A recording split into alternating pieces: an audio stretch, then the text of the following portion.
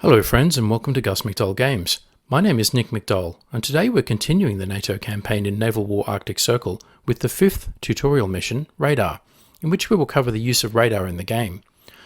Naval War Arctic Circle is based on a hypothetical Great Arctic War set in 2030 and largely fought, as the name suggests, in the North Atlantic, Arctic, Baltic and the North Sea. So this is Tutorial 5 Radar, which explains how to use radars.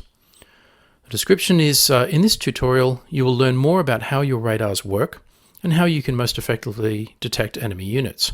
And our objectives are to use radar efficiently. We'll start the game. We've already read the description. And the hint says, select your Halifax class frigate and launch its helicopter to stay close to the ship. Do not change elevation or turn on radar yet.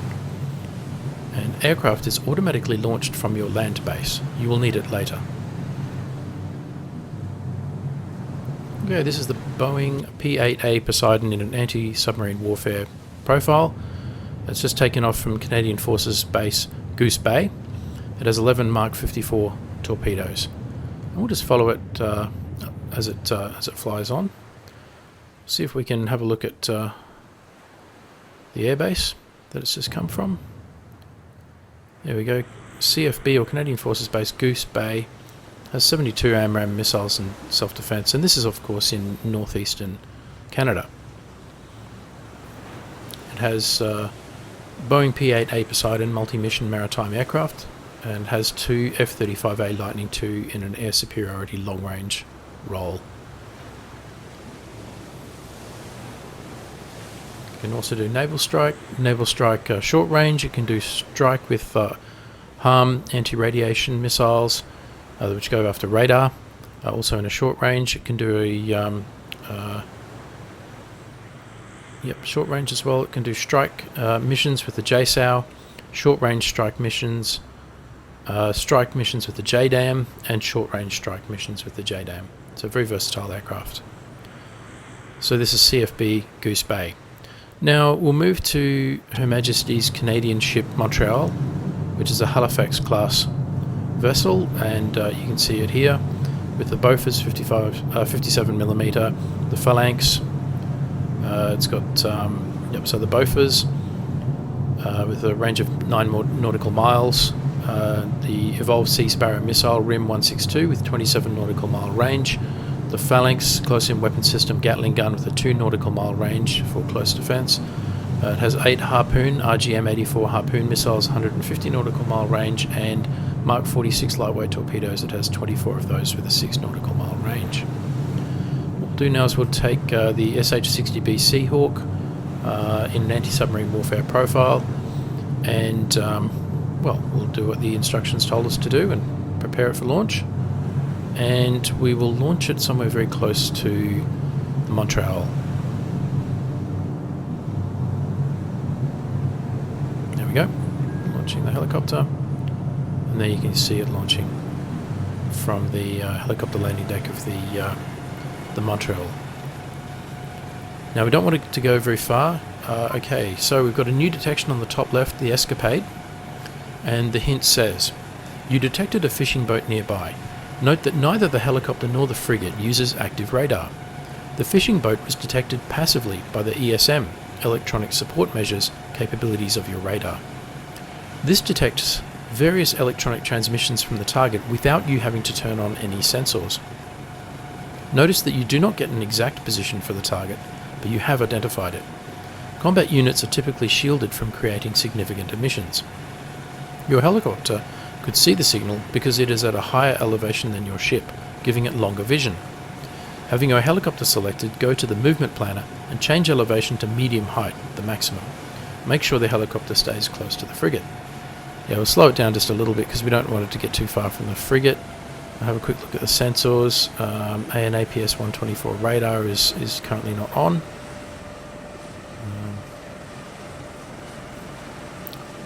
It's got a fair range to it. We can see the Escapade, the fishing boat, out here in the mid-Atlantic, a long way from Jersey.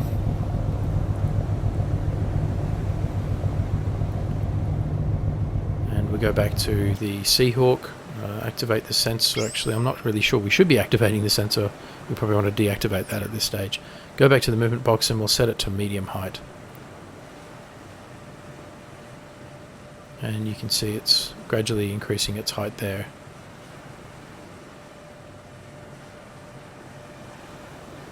So you've got these different, the movement box allows you to do various commands like place waypoint. When turned on, clicking on the satellite map will place new waypoints instead of issuing orders to the unit to move directly. The return to formation, order the unit to move back to its formation position, not valid for units not in a group. And return to base function, which orders the unit to return to its home base. If no home base is assigned, the unit will try to find a new home base to return to. Also down below the movement planning box, you've got here you've got the speed settings, obviously, the altitude settings, the maximum height up there. You've also got this tool, the show range for aircraft, and the show waypoints for all units tools, which can be quite useful as well.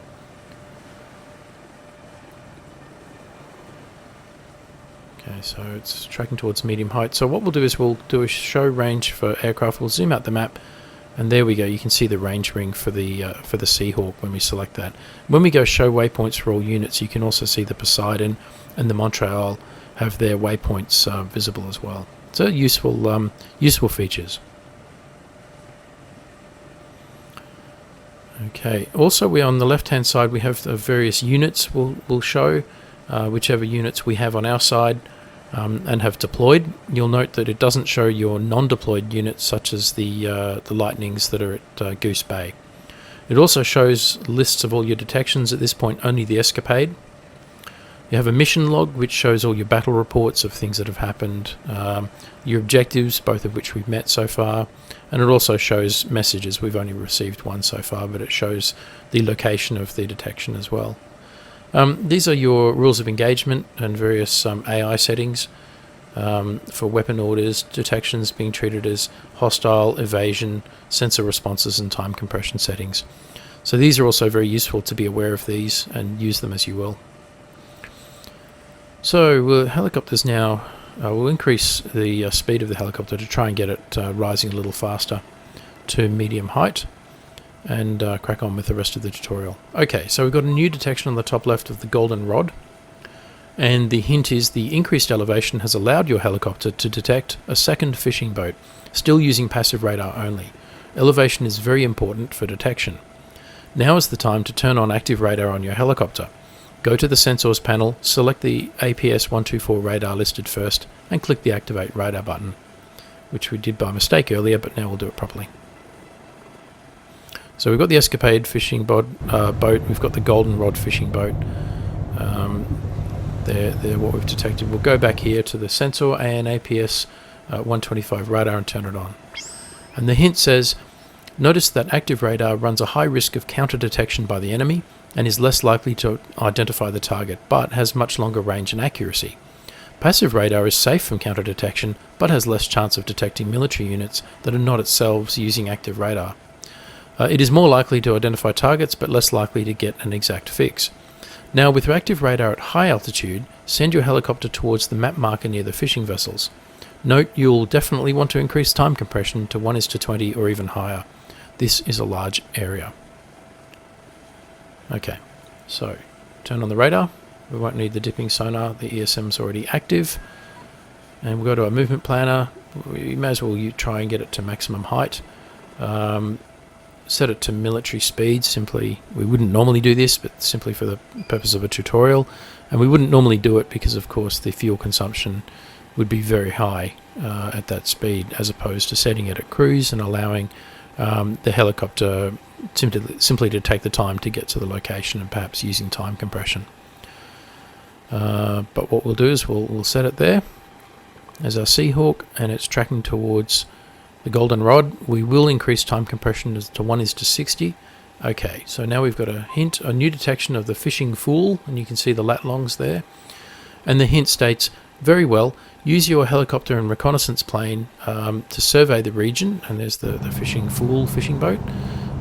Use your helicopter and reconnaissance plane to survey the region and identify the ships that traffic this busy area.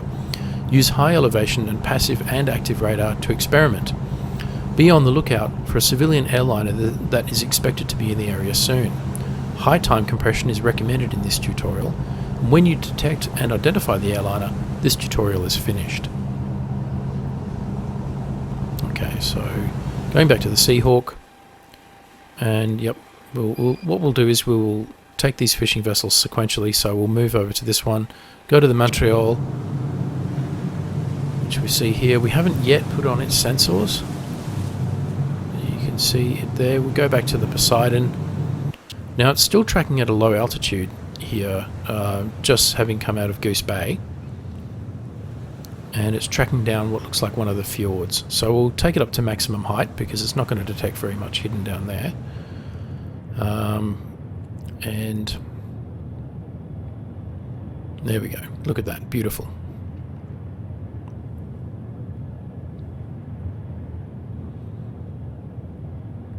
Okay, it's passing now through 4,000 meters or 12,000 feet.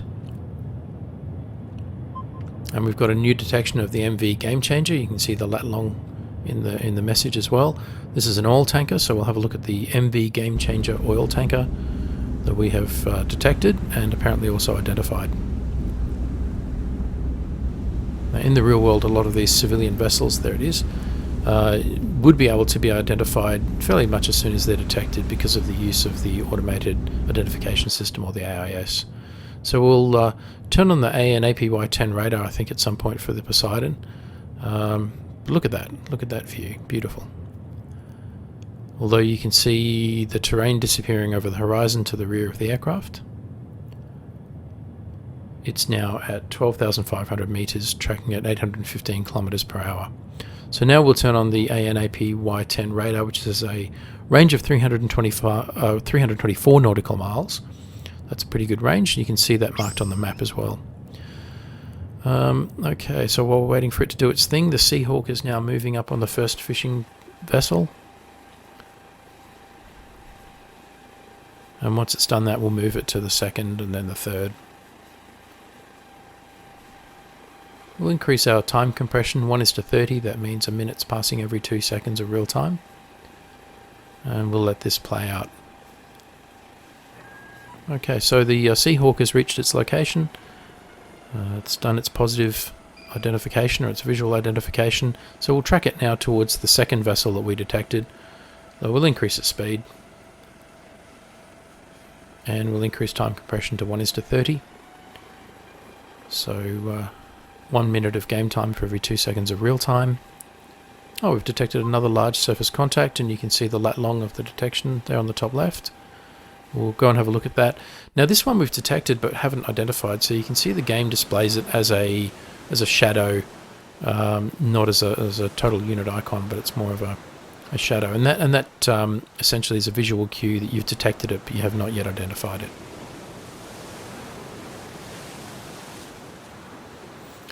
We've got the Boeing P-8 Poseidon. It's doing its thing. We'll increase time compression. Yep, tracking towards its waypoints, and it's well into the ocean now.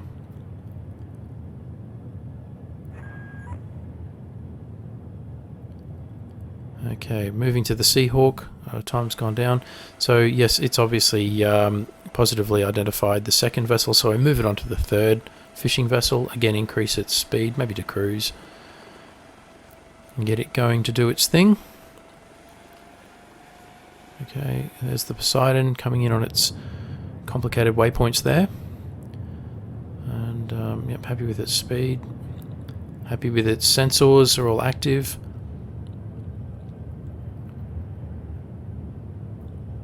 We'll increase time compression.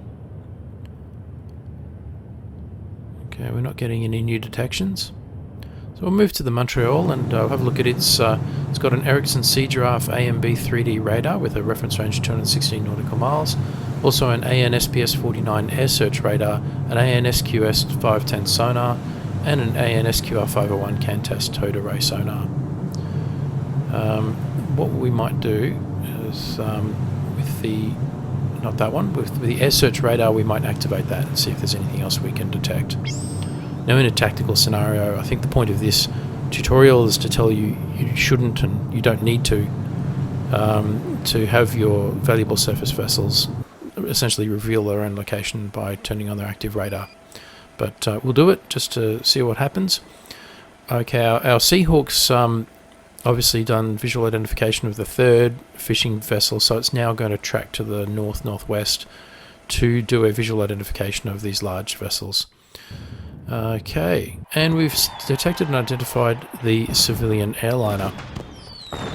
So in the 5th tutorial in Naval War Arctic Circle, we've covered the use of radar in helicopters, aircraft and surface ships, and in our next tutorial we'll cover sonar, then start the 12 missions in the NATO campaign. As always, thanks for watching. For more Naval War Arctic Circle content, check out the Jersey Blockade and NATO campaign playlists on our channel. If you enjoyed this video, don't forget to like, comment, subscribe and donate, and stay tuned for the next episode.